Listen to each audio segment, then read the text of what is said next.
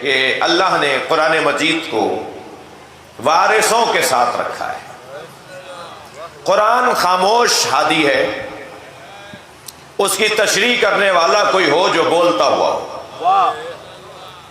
اگر قرآن کو کوئی سمجھانے والا نہ ہو اور بولتا ہوا ہادی نہ ہو تو قرآن مجید سے کوئی نماز فجر مجھے نکال کے دکھائے۔ کیا بات ہے، بڑی لوجک ہے قبلہ، واہ واہ۔ 2 رکعت نماز فجر کی واجب ہے، قرآن میں کہاں لکھی ہوئی ہے؟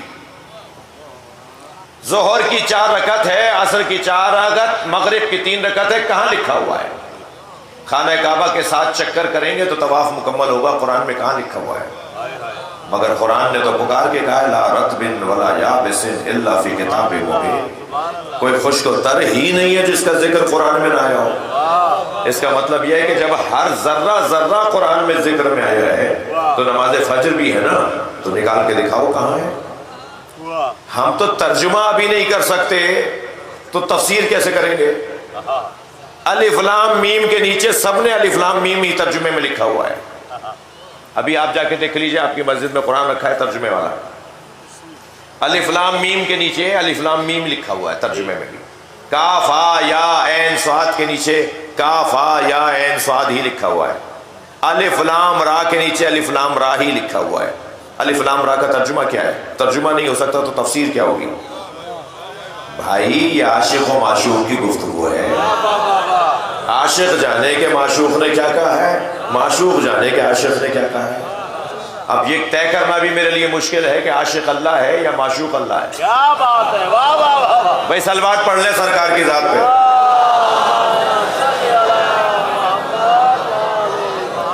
یہ قرآن عاشق و معشوق کی گفتگو ہے۔ اب کیا کروں کہ میں نے ایسا لفظ بول دیا ہے جو ممبر سے مانوس نہیں ہے۔ ایک مولانا صاحب کہنے لگے کہ یہ لفظ آپ ہی بول سکتے ہیں، ہم بولتے ہیں نا تو ہمیں تو وہیں سے آواز آ جاتی ہے کہ کیا بول رہے ہو ممبر پر بیٹھے ہوئے۔ آپ کو سن لیتے ہیں، ہمیں تو سنتا بھی نہیں ہے اتنی سی۔ 2 لفظ سرکار شاہ صاحب تشریف فرمائے ہیں، 2 لفظ نااہلوں نے اتنے استعمال کیے کہ وہ لفظ ہی بدنام ہو گئے۔ خدا کے واسطے گردن ہلا دو بھائی، گردن ہلا دو، بات جاری ہے تو۔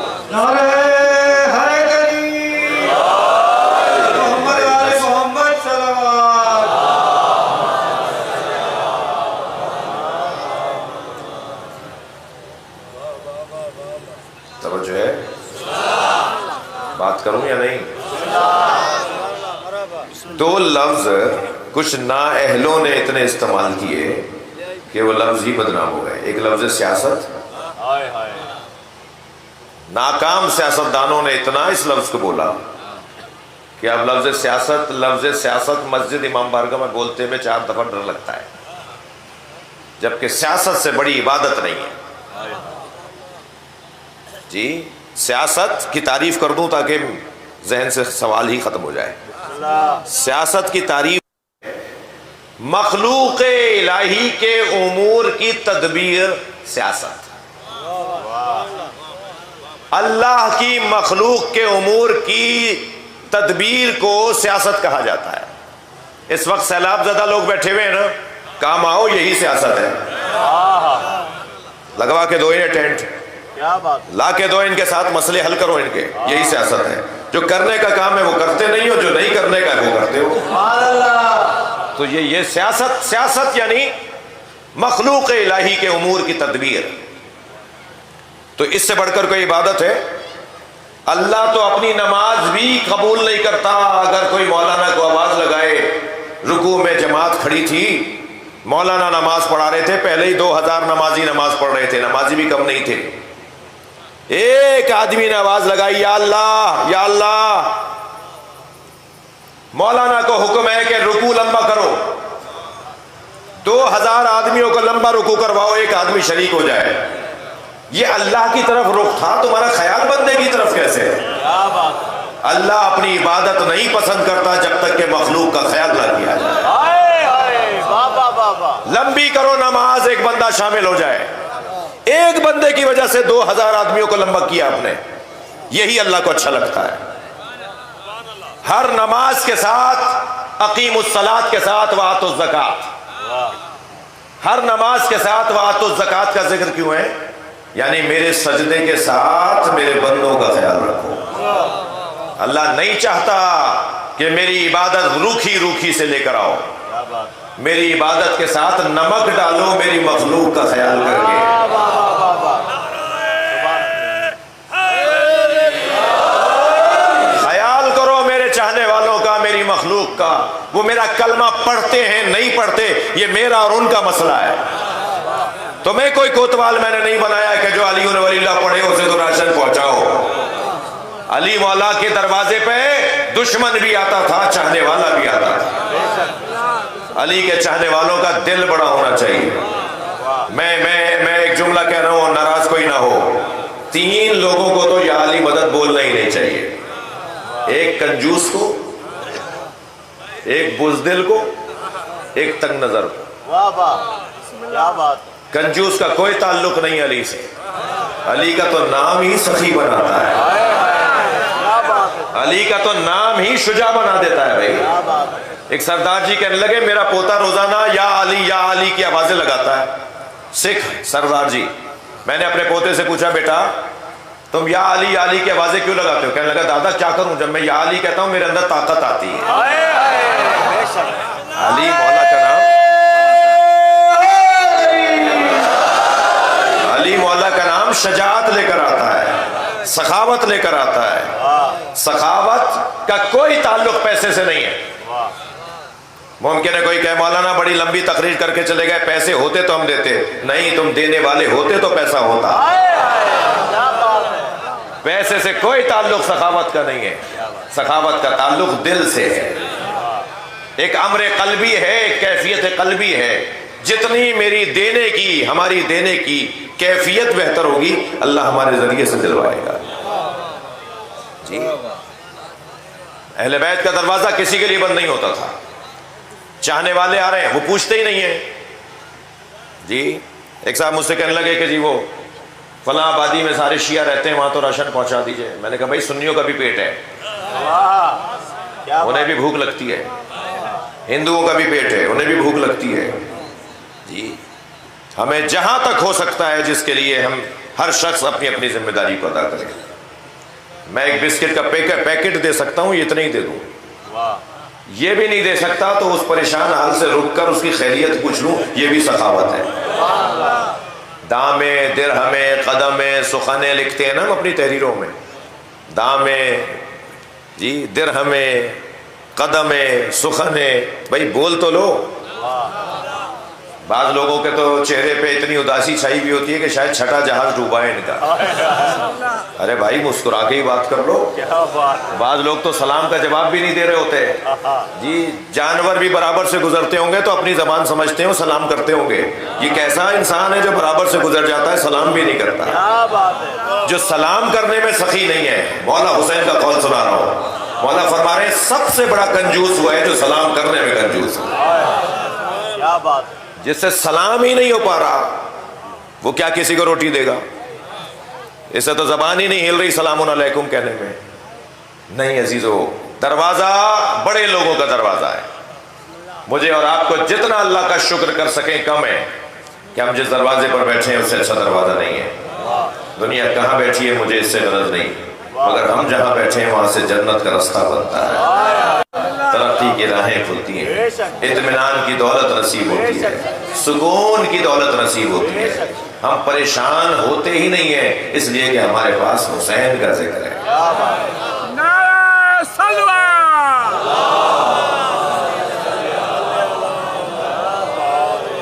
اس سے بہتر اور بلند صلوات پڑھیں۔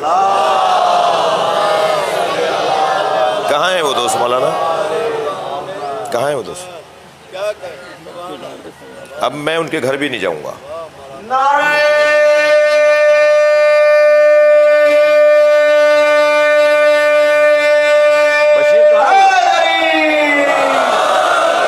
ایک اور صلوات پڑھ لیجیے ذرا نبی کی ذات۔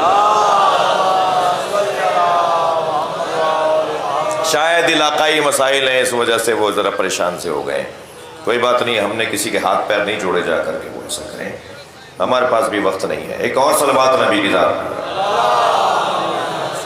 نہیں اب میں نہیں جاؤں گا ان کے گھر، ان کے کچھ دوست نہیں پہنچے، جی وہ پھر بعد میں دیکھیں گے، پھر ٹائم ہوگا تو دیکھیں گے۔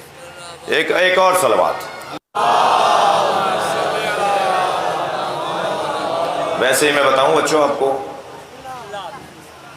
کراچی میں ایک ٹھنڈے کمرے میں بیٹھ کے کچھ لوگوں نے کہا تھا کہ ہم علی ولی اللہ کی اذانیں بند کروائیں گے۔ وہ ٹھنڈے کمرے میں بیٹھ کے باتیں کر رہے تھے، ہم چوکوں پہ علی ولی اللہ پڑھوا رہے ہیں۔ مولا کا ذکر ہم لوگوں کے گھروں میں پہنچ گیا ہے۔ میں بھرتی کرنے کا قائل نہیں ہوں واہ واہ واہ، کہ دھڑا دھڑ بھرتی کرتے چل جاؤ، جو پرانے شیعہ ہیں وہی پکے شیعہ ہو جائیں، نئے شیعوں کو اور بڑھانے کی ضرورت کیا ہے؟ انہی کو ذرا مضبوط بنا لیا جائے۔ تو یاد رہے کہ یہ ذکر جو ہے وہ میرے عزیزوں، میرے محترم سننے والوں، ہمیں سب سے بڑی دولت جسے اطمینان کہا جاتا ہے وہ عطا کرتی ہے۔ مضمون کی طرف پلٹیے۔ قرآن کا اللہ نے وارث قرار دیا ہے اپنے نیک اور صالح بندوں کو۔ قرآن بغیر وارثوں کے سمجھ میں نہیں آئے گا۔ ایک جملہ کہا ہے میں نے، ذرا اسے نبھا رہا ہوں۔ قرآن عاشق و معشوق کی گفتگو ہے، کیسے طے کروں کہ عاشق کون ہے؟ ہائے ہائے، اللہ عاشق ہے یا نبی عاشق ہے؟ کیا بات ہے، میں تو اس بحث کو یوں ختم کر دوں، جب احمد ہوتے ہیں تو عاشق ہوتے ہیں۔ سبحان اللہ، کیا بات ہے، سرکار کبھی عاشق ہوتے ہیں، کبھی معشوق ہوتے ہیں، اور عشق ہے ہی یہ جو عشق مجازی کا تصور جوانوں نے اپنی تسلی کے لیے بنایا ہوا ہے نا، مجازی کوئی عشق نہیں ہوتا، واہ عشق ایک ہی ہے، وہ ہے حقیقی۔ واہ، جہاں معشوق کے پالینے پہ عشق ختم ہو جائے وہ عشق کہاں ہے؟ کیا بات ہے، عشق تو وہاں شروع ہوتا ہے جہاں معشوق مل جاتا ہو۔ صحیح اور واقعی عشق ہے جو جس میں پشیمانی نہیں ہے، ندامت نہیں ہے، لفظ حسن ختم ہی نہ ہو، وہاں عشق کہاں ختم ہوگا؟ ختم نہ ہوتا ہو وہ صرف اللہ کا حسن ہے، رسول اللہ کا حسن ہے اور علی کا حسن ہے۔ یہ جب حسن ختم ہونے والا نہیں ہے تو عشق بھی ختم ہونے والا نہیں۔ ہمیشہ عشق بڑھتا رہے گا، اس لیے کہ جیسے جیسے مجھے علی سمجھ میں آئیں گے ایسے ایسے مجھے عشق بڑھے گا۔ کوئی پوچھے جا کر عاشقوں سے کہ اس نام میں مزہ کتنا ہے، کوئی پوچھے میسم تمار سے سولی میں لٹکنے میں مزہ کتنا ہے، کوئی پوچھے جناب حجر ابن عدی سے کہ گردن کٹنے میں مزہ آیا تھا یا تکلیف ہوئی تھی؟ جی جی جی، کوئی پوچھے حضرت مقداد سے مولا میرے گھر میں فاتح ہیں، فرمایا مقداد صبر کرو، کہ مولا متعلقین ہے، فرمایا سامنے مٹی کا ڈھیلا پڑا ہے اٹھا کے لاؤ۔ مقداد مٹی کا ڈھیلا لے کر آئے، اللہ نے فرمایا اس پہ کہو یا علی۔ واہ واہ واہ واہ، مقداد نے مٹی کے ڈھیلے پہ کہا یا علی، وہ سونے میں تبدیل ہو گیا۔ فرمایا مقداد لے جاؤ، جا کر اسے فروخت کرو اور اپنے بچوں کے لیے کھانے پینے کا انتظام کرو۔ مقداد نے ایک پتھر سے اسے توڑا، چھوٹے چھوٹے ٹکڑے ہو گئے سونے کے، ایک معمولی سی ڈلی اٹھائی، باقی سونا چھوڑ کے جانے لگے۔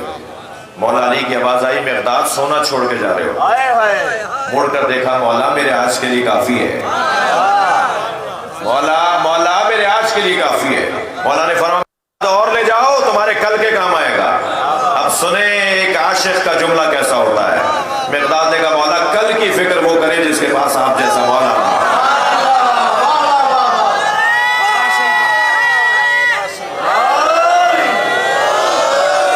عشق علی میں تکلیف اٹھانے میں ذائقہ ہے۔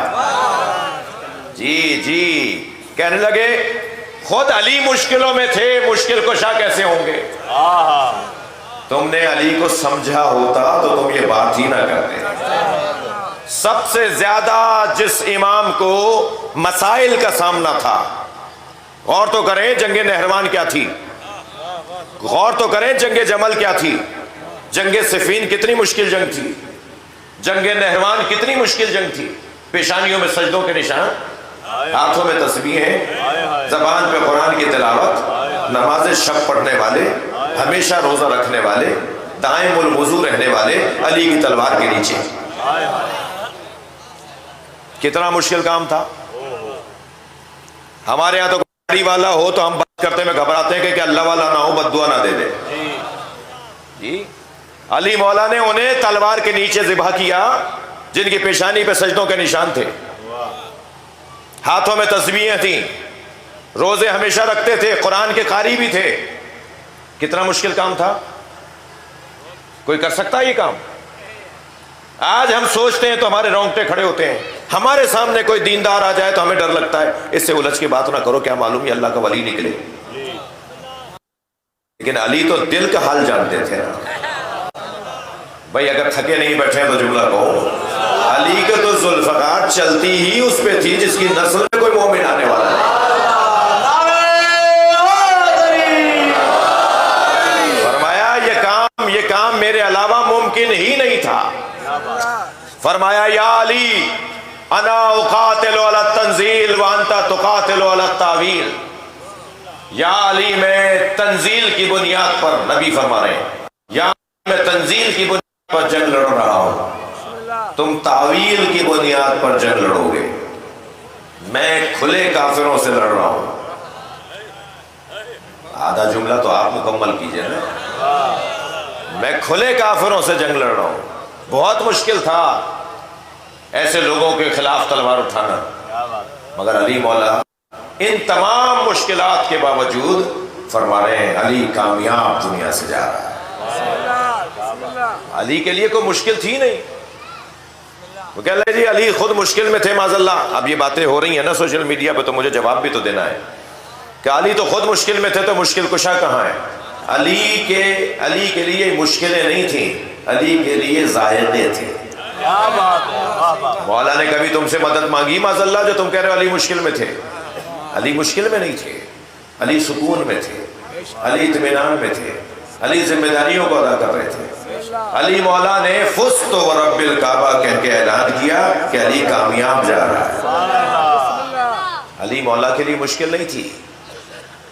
جی سب سے بڑی دولت اور سب سے بڑا شفا کا عنوان اطمینان قلب ہے.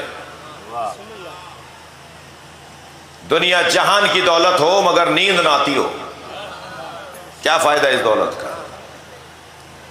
لیکن کچھ بھی نہ ہو مگر چین ہوتا ہو کہ یہ جو کی کیفیت ہے یہ وہ اہل بیت کے دروازے سے نصیب ہوتی ہے. قرآن وارث سے قرآن کے علاوہ سمجھ میں آنے والا نہیں ہے. قرآن مجید اللہ نے اس کا وارث اپنے بندوں کو, اور وہ بھی منتخب بندوں کو. وارث جو ہوتا ہے میرے بچوں میرے جوانوں, وہ ہوتا ہے جو میراث کی حدوں کو جانتا ہو. سبحان اللہ. یہ کیسا وارث ہے اسے پتہ ہی نہیں ہے کہ اس کی زمین کتنی ہے. یہ کیسا وارث ہے اسے پتہ ہی نہیں ہے کہ اس کا گھر کتنا ہے. وارث وہ ہوتا ہے جو اپنی میراث کی حدوں کو جانتا ہو. اہل بیت عصمت و طہارت نے قرآن کی تفسیر کر کے بتایا کہ ہم بتائیں گے کہ قرآن کیسے اللہ نے نازل کیا ہے, اللہ نے اس آیت کا کیا مطلب رکھا ہے. میں مثال دینے جا رہا ہوں اپنے مدعا کے اوپر. متوکل بیمار ہوا, اس کی ماں نے منت مانی کہ اگر میرا بچہ اچھا ہو گیا تو میں کثیر صدقہ اللہ کی راہ میں دوں گی. متوکل عباسی شفا یاب ہو گیا. متوکل کی ماں کثیر صدقہ دینا چاہتی ہے. علماء کرام دربار کے اندر بیٹھنے والے مفتیان دین کو بلا لیا گیا. بتاؤ کتنی چیزیں دے دوں تو کثیر کہلائے؟ مفتی صاحب کی آواز آئے 30 جانور دے دیجئے تو کثیر ہو جائے گا. اس نے کہا 30 کیوں؟ تو ایک اور صاحب سمجھے شاید یہ میں نے کم بتائیں تو زیادہ بتاؤں گا تو بیگم صاحبہ خوش ہو جائیں گی. تو انہوں نے کہا جی 40 دے دیجئے جانور تو کثیر ہو جائے گا. انہوں نے کہا 40 کیوں؟ ایک نے کہا 50 دے دیجئے. انہوں نے کہا 50 کیوں؟ اب جواب تو کیوں کا تھا نہیں. اس نے کہا جی کثیر کسے کہتے ہیں وہ بتاؤ. کیا بات ہے, کثیر کسے کہتے ہیں وہ بتاؤ. میں نے منت مانی ہے کثیر دینے کی. کثیر کسے کہتے ہیں؟ کتنی تعداد کو کثیر کہتے ہیں؟ 3 کو کثیر کہتے ہیں, 10 کو کثیر کہتے ہیں, 50 کو کثیر کہتے ہیں. کتنی چیزیں دے دی جائیں تو کثیر کہلائے؟ اب کسی کے پاس جواب ہی نہیں تھا, اور جب بھی جواب نہیں بنا تو جواب دینے والا یاد آیا. جب بھی مشکل بنی تو مشکل کشا یاد آیا۔ تو انہی علماء نے میں سے ایک نے آواز دے کر کہا کہ شیعوں کے 10ویں امام علی نقی بتائیں گے کہ کثیر کسے کہا جاتا ہے۔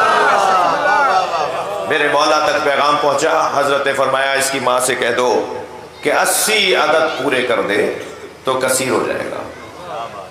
تو جیسے انہوں نے 40 والے سے پوچھا، جیسے اس نے 50 والے سے پوچھا، 30 والے سے پوچھا، ایسے کہا جی آپ بھی بتائیے 80 کیوں، 80 ہی کیوں، جی 78 کیوں نہیں، 88 کیوں نہیں، 80 کیوں کثیر کہلائے۔ امام نے فرمایا تم نے قرآن کی آیت نہیں پڑھی کہ اللہ نے قرآن میں ارشاد فرمایا لقد نصرکم اللہ فی مواطن کثیرہ، اے میرے حبیب اللہ نے تمہیں کثیر موقعوں پہ نصرت عطا کی ہے۔ تو اللہ نے تو 80 جنگوں میں نصرت عطا کی ہے جیسے اللہ نے کثیر کہا ہے۔ کثیر یعنی 80 کی تعداد۔ قرآن کون بتائے گا؟ جو وارث قرآن ہوگا۔ عزیزوں، میرے بچوں، میرے جوانوں، نبی قرآن چھوڑ کر گئے ہیں، اکیلا نہیں، اہل بیت کے ساتھ۔ تو قرآن اگر نظر آ رہا ہے تو مانو اہل بیت بھی ہے۔ میں نہیں دیکھ پا رہا تو میری آنکھوں کا دھوکہ ہے، میں پہچان نہیں پا رہا تو میری آنکھوں کا دھوکہ ہے، بلا تشبیہ۔ ہمارے گھروں میں قرآن، ہماری مسجدوں میں قرآن رکھا ہوا ہے، اور نبی نے فرمایا ہے قرآن اور اہل بیت چھوڑ کے جا رہا ہوں، یہ ایک دوسرے سے علیحدہ نہیں ہوں گے۔ جب سرکار نے کہہ دیا علیحدہ نہیں ہوں گے تو علیحدہ نہیں ہوں گے نا۔ مجھے نظر نہیں آ رہا تو اس کا مطلب ہے میری آنکھوں کا مسئلہ ہے، وہ ہے قرآن کے ساتھ، مگر کیسے سمجھوں کہ قرآن ہے تو وہ بھی ہے۔ مثال دے رہا ہوں، ربیع الاول کا مہینہ شروع ہوگا، شادی کی تقریبات میں آپ جائیں گے، مہذب اور دیندار گھرانوں میں اور بڑے شہروں میں بھی مکس گیدرنگ یہ نہیں ہوتی شادیوں میں۔ دیندار لوگ خوف خدا رکھتے ہیں، جی پارٹیشن ہوتا ہے، عورتیں علیحدہ مرد علیحدہ، عورتوں میں دلہن بیٹھی ہوتی ہے، مردوں میں دولہا، ایسا ہی ہے۔ سارے مرد دولہا کو دیکھ دیکھ کر یقین رکھتے ہیں کہ وہاں دلہن ہے، جبکہ دلہن کو انہوں نے دیکھا نہیں ہوتا۔ ساری عورتیں دلہن کو دیکھ دیکھ کر یقین کر رہی ہوتی ہیں کہ وہاں دولہا ہے، اگرچہ انہوں نے دولہا کو دیکھا نہیں ہوتا۔ ایک کا وجود بتا رہا ہے کہ دوسرا بھی ہے۔ قرآن ہے تو مانو اہل بیت بھی ہیں۔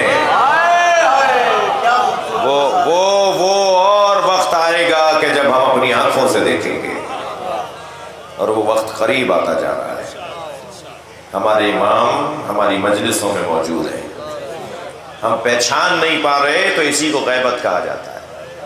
جب پہچاننے لگیں گے تو یہی ظہور ہو جائے گا۔ ہم ظہور کے منتظر ہیں، حضور کے نہیں۔ کیا بات ہے! ہمارا امام حاضر ہے، ظاہر نہیں ہے۔ حاضر ہونا اور ہے، ظاہر ہونا اور ہے۔ اتنا بڑا مجمع یہاں حاضر ہے یا نہیں؟ مگر مجھ پر سب ظاہر نہیں ہے۔ واہ! حاضر سب ہیں مجھ پر، مگر مجھ پہ ظاہر کچھ ہی لوگ ہیں۔ حاضر ہونا اور ہے، ظاہر ہونا اور ہے۔ ممکن ہے اسی مجلس میں بعض دوست ایسے ہوں جن کے برابر میں جو بیٹھا ہے وہ حاضر تو ہے مگر ظاہر نہیں ہے کہ کون ہے۔ 40 سال تک نبی مکے میں حاضر رہے، ظاہر نہیں تھے۔ ہمارے امام حاضر ہیں، ظاہر جب ہوں گے جب ہم پہچاننے لگیں گے۔ وہ وقت بھی قریب آ رہا ہے، اس لیے کہ امام کے آنے کی خوشبو آ رہی ہے، امام کے ظہور کی خوشبو آ رہی ہے۔ اس لیے خوشبو آ رہی ہے کہ امام کے ظہور سے پہلے حقائق کھلیں گے جو کھلنا شروع ہو گئے۔ کالے کپڑے پہننا کل تک بدعت تھا، اب سنت ہو رہا ہے۔ رونا حسین پر بدعت تھا، اب سنت ہو رہا ہے۔ نئی سنت نہیں بنی ہے، کتابوں میں اب سمجھ میں آنا شروع ہوئی ہے۔ میرا اور آپ کا کام اذان دینا ہے، صفیں خود ہی لگیں گی۔ کیا بات ہے! مجلس کرتے رہو، ماتم کرتے رہو، عزاداری کرتے رہو۔ ایک وقت آئے گا کہ یہاں جگہ نہیں رہے گی بیٹھنے کے لیے۔ اب بھی امام بارگاہ ہمارے چھوٹے پڑھنے لگے ہیں، مسجدیں ہماری چھوٹی پڑھنے لگی ہیں۔ اب سے 50-100 سال پہلے ہمارے بڑوں نے بڑی مسجدیں بنائی تھیں، مگر وہ مسجدیں چھوٹی ہو گئیں۔ مسجدیں چھوٹی نہیں ہوئی، نمازی بڑھ گئے۔ امام بارگاہ چھوٹے نہیں ہوئے، عزاداروں میں اضافہ ہو گیا ہے۔ آہستہ آہستہ حسین کے مریدوں میں اضافہ ہو رہا ہے۔ اب بھی اگر خدا نخواستہ امام حسین کے چاہنے والے کم ہیں نا تو وہ میری وجہ سے کم ہے۔ میں اگر اپنا اخلاق بہتر کر لوں تو حسین کے چاہنے والوں میں روزانہ اضافہ ہوگا۔ سب سے بڑا بیریئر خود حسین کی طرف آنے والوں میں آج کا حسینی ہے۔ آج کا حسینی اگر اپنا رویہ اور بہتر کر لے اور بہتر کر لے تو حسین کی طرف آنے کے لیے لوگ ترس رہے ہیں، لوگ پیاسے ہیں۔ کسی گھڑے میں صحیح پانی نہیں مل رہا، جس گھڑے سے میٹھا پانی ملتا ہے اسے کربلا کہا جاتا ہے۔ لوگ کربلائی ہونا چاہتے ہیں، لوگ ماتمی اور عزادار ہونا چاہتے ہیں۔ میرے بچوں، جوانوں، میں آپ سے بات کر رہا ہوں، اپنے اخلاق کو بہتر کریں، اپنے رویوں کو اچھا کریں۔ ایک وقت آئے گا کہ رنگ ہی بدلا ہوا ہوگا۔ میرے اپنے بچپن میں میرے بڑے بیٹھے میں جناب عزیز جعفری صاحب تشریف فرمائے، جناب سرکار شاہ صاحب تشریف فرمائے، ذوالفقار شاہ صاحب تشریف فرمائے جی۔ میرے اپنے بچپن میں بہت ساری چیزیں نہیں تھیں جو آج ہو رہی ہیں جی۔ آہستہ آہستہ ماحول بڑھتا جا رہا ہے، آہستہ آہستہ حسین کے مریدوں میں اضافہ ہو رہا ہے، امام کے چاہنے والوں میں اضافہ ہوتا جا رہا ہے۔ تھوڑا سا اور مجھے اہتمام بڑھانے کی ضرورت ہے۔ لوگ چاہتے ہیں کہ اس دروازے پر آئیں، اور یہ ہم کسی پر احسان نہیں کریں گے، آنے والا بھی کسی پہ احسان نہیں کرے گا۔ بالآخر مرنے کے بعد حسین کا ہی سامنا ہے، قبر میں حسین کے بابا کا سامنا ہے، مرنے کے بعد محشر میں حسین کی مادر گرامی کا سامنا ہے۔ آواز آئے گی گردنیں جھکاؤ فاطمہ آ رہی ہے، غضوا ابصارکم حتی تجوز فاطمہ، اپنی نگاہوں کو جھکاؤ، اجرکم اللہ اجرکم اللہ، اپنی نگاہوں کو جھکاؤ، سیدہ کی سواری آ رہی ہے۔ میرے ایک عارف عالم استاد آیت اللہ محمد باقر فخار اصفہان میں ہوتے ہیں، میں جب جاتا ہوں تو ان سے ملنے ضرور جاتا ہوں۔ جب پچھلی دفعہ گیا، بزرگی کی وجہ سے انہوں نے ٹیک لگائی ہوئی تھی، دیوار سے تکیہ لگایا ہوا تھا۔ مجھ سے کہنے لگے میرے گھٹنے میں تکلیف ہے، ایک پیر میں سیدھا کر لوں؟ تو انہوں نے ایک پیر بھی سیدھا کیا ہوا تھا، ایک پیر موڑا ہوا تھا، اور تکیہ ٹیک لگا کے دیوار سے بیٹھے ہوئے تھے۔ لیکن انہوں نے پوری گفتگو میں 2 گھنٹے میں ان کی خدمت میں رہا، پوری گفتگو میں انہوں نے کوئی 6 دفعہ جناب زہرا کا نام لیا، مگر جب بھی بی بی کا نام وہ لینا چاہتے تھے نا تو پہلے اپنا تکیہ چھوڑتے تھے، کمر سیدھی کرتے تھے، پیر جو پھیلایا ہوا تھا اسے سمیٹتے تھے، جیسے کوئی ادب سے نماز میں بیٹھتا ہے نا، پہلے ایسے بیٹھ جاتے تھے اور پھر گردن جھکا کر فاطمہ بولا کرتے تھے۔ میں نے اپنے اس استاد سے کہا، استاد میں آپ کو دیکھ رہا ہوں کہ آپ بی بی کے لیے خاص طور پر، سیدہ کے لیے خاص طور پر یہ آپ کا انداز ہے۔ تو آنکھوں میں آنسو بھر کے کہنے لگے مشق کرو اسی دنیا میں، آخرت میں یہ سب کو کرنا ہوگا۔ پورے محشر سے اللہ گردنیں جھکوائے گا، سب کو کھڑا کرے گا کہ میری فاطمہ آ رہی ہے۔ جس کے لیے نبی کھڑے ہو جاتے تھے وہ دربار میں گھنٹوں کھڑی رہی۔ اجرکم اللہ اجرکم اللہ، خدا کسی غم میں نہ رلائے، سوائے غم اہل بیت میں ہمیں رونے رلانے والوں میں قرار دے۔ آپ کی آوازیں بلند ہو گئی۔ ہمارے ہاں سندھ میں جناب زہرا کے نام کے ساتھ، سیدہ کے نام کے ساتھ ایک لقب لگایا جاتا ہے، اور وہ سندھی میں ہم کہتے ہیں سچی سین۔ یہ جناب زہرا کو ہی سچی سین کیوں کہتے ہیں؟ اس لیے کہ بھرے دربار میں جھٹلایا جائے گا۔ بڑا سخت جملہ ہے جو میں آپ سے کہنے جا رہا ہوں۔ بی بی نے بھرے دربار میں کہا میں جھوٹ نہیں بولتی۔ سیدہ کے لیے یہ قیامت کا مرحلہ تھا۔ کیا کوئی گواہی ہے؟ تمہارے پاس کوئی گواہی ہے؟ میری بیوی نے پہلے اپنے بچوں کو پیش کیا، پھر اپنے بابا کی کنیز کو پیش کیا، مگر یہ کہا جاتا رہا کہ گھر والوں کی گواہیاں قبول نہیں ہوں گی۔ اجرکم اللہ اجرکم اللہ، جس کی گواہی میدان مباہلہ میں اللہ نے مانی ہو، جس کی گواہی میدان مباہلہ میں اللہ نے مانی ہو، مسلمان دربار میں اس کی گواہی نہیں مان رہا۔